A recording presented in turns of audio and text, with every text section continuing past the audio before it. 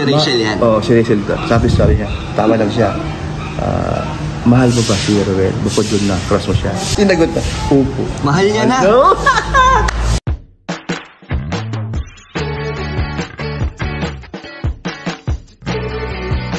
Hello mga kalingap! Welcome back to my YouTube channel, Kuya Jen. So kung bago ka lang sa aking YouTube channel, huwag niyo pong kalimutan mag-subscribe at click the bell button para lagi din sa mga bagong upload na video. At huwag po natin kalimutan suportahan ang buong Team Kalingap sa pangunguna ni Kabal Santos Matubang, Ate Edna Vlog at syempre Kalingap Rob.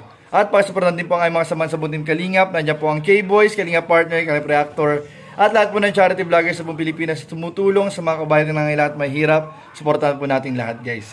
So guys, meron naman ako sa inyo guys, mainit-init at bagong imamarites guys sa inyo, no? Sa tulong syempre ni Kalingap Dan at ni Kuya Brooks po, ang tiyuhin at pinsan ni Roel of Malalag. Ito po guys ay patungkol sa mga marites natin guys, tungkol sa love team. Sobrang inahangaan ng lahat na talagang alam ko marami nag-aabang ng mga bagong updates.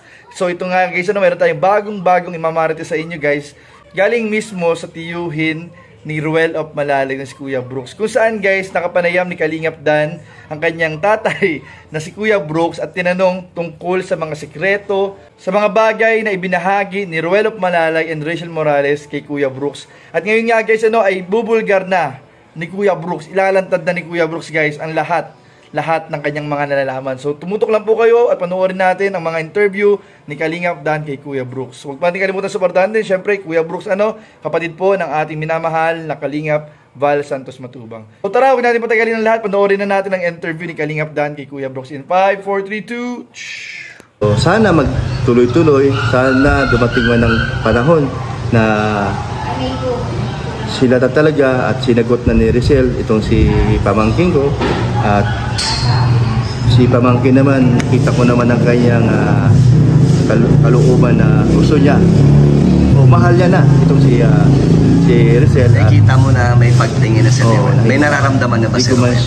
Totoo yun. Meron na? Meron talaga. Si Rachel kaya meron din na? Ganun din, meron din. Nakikita mo? Oo, nakikita. Talaga? At hindi lang yun nakikita.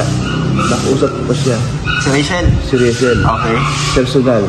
Kahit saglit lang. At inamin niya sa akin na hindi lang niya crush itong si Roel. Nalaman, na-vlog mo ba yung panong? Ay hindi, so dito lang nila malalaman. Ano yun? Ito ko lang sasabihin kay Kalingap Dan. Hindi lang niya crush itong si Roel. Ano? Mas higit pa doon. Sabi ko sa kanya, total naman, kalikod nung sa pick-up, kailan nakakulon, sa harap pa si Tracy saka si Jello Mag. Sabi ko, binulungan ko siya, yung totoo, umuna ka sa ng gusto kasi baka marinig yung dalawa. Ginanong ko ba? Kasi baka nahiya siya. Crush mo ba si Roel? Sabi niya, opo. Yung pa man, crush ko. Normal naman na magka-crush ka. Okay. Yung pinakamalalim, ano yung naramdaman mo sa kanya? Gusto mo ba siya? Tawa siya. Si Rachel yan? Oo, si Rachel. Sabi niya, tama lang siya. Mahal mo ba si Roel? Bukod dun na, crush mo siya. Tumawa siya. Sagutin mo, hinaan mo lang kasi baka marinig. Sinagot na, opo. Mahal niya na? No?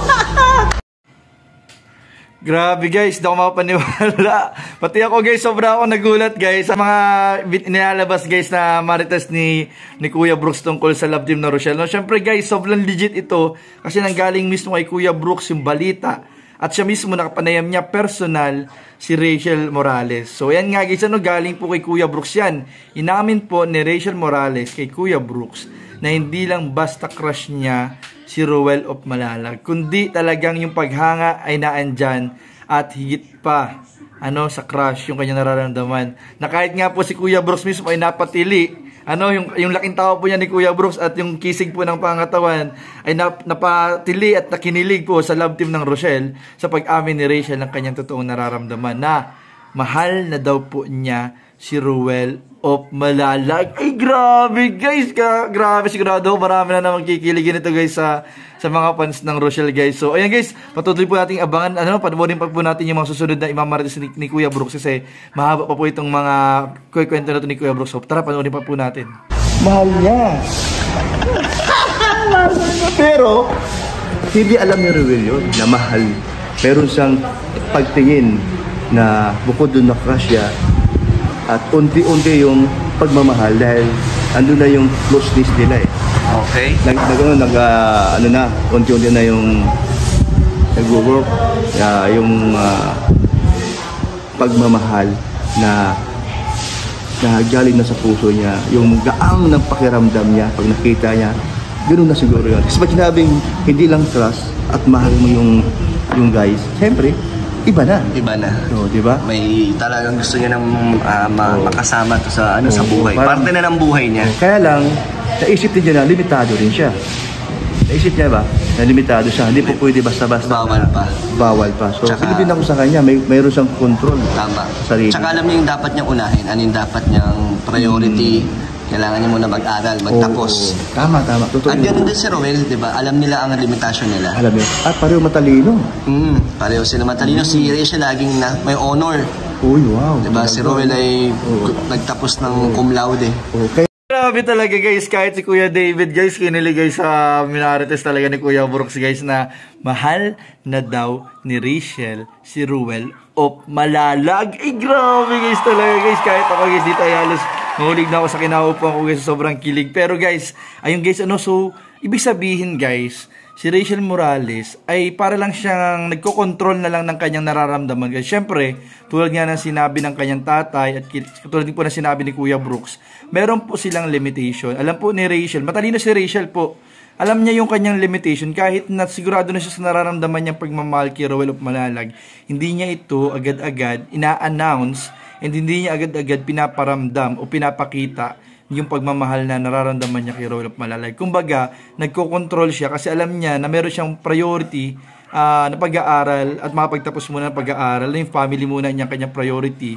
At syempre, kung makapaghintay si Roel of Malalag, mas maganda talagang alam natin na yung assurance talaga ni Roel of Malalag kay Rachel ay naandyan. Kaya yung mga nag-aalala po, wala dapat tayong ipag-alala. Yung solid fan ng Team Rochelle, wala po tayong dapat ipag-alala. Marami na po tayo nakalap na ebidensya na sobrang lamang na lamang po ang ating ang manok, yung ating pambato guys talaga na si Roel of Malalag. Sobrang lamang na lamang guys sa wala na kumaga finish na guys kasi si Rachel na si Rachel na guys ang nagsabi na mahal niya si Roel of Malalag. So wala na tayo guys, wala nang laban ng ibang kung sino man magpakilalang mga karibal, may magpakilala mga bago, ilan man yan, ay wala na guys, wala nang panama guys sa ating pambato na si Roel of Malalag guys na ayan guys, talagang hinihintay na lang talaga nila yung tamang oras, tamang panahon, tamang pagkakataon na aminin sa bawat isa at aminin sa ating lahat yung tunay nilang nararamdaman sa isa't isa. So ayun guys, grabe guys, ang daming revelation ni Kuya Brooks. So patuloy po natin tutukan ang kwento ng Love Team na Rochelle guys, sobrang nakakilig guys. Wala na akong masabi guys, ang masabi ko lang guys ay ngayong araw ay pinakilig din naman tayo ng Love Team ng Rochelle. So yun lamang po at maraming salamat sa lahat. Don't forget to like, comment, share, and subscribe to this video. At palagi po tayong sumuporta sa buong Team Kalingap, Kalingap Rob, Kuya Val, Ate Edna. Maraming po salamat. God bless. Bye-bye.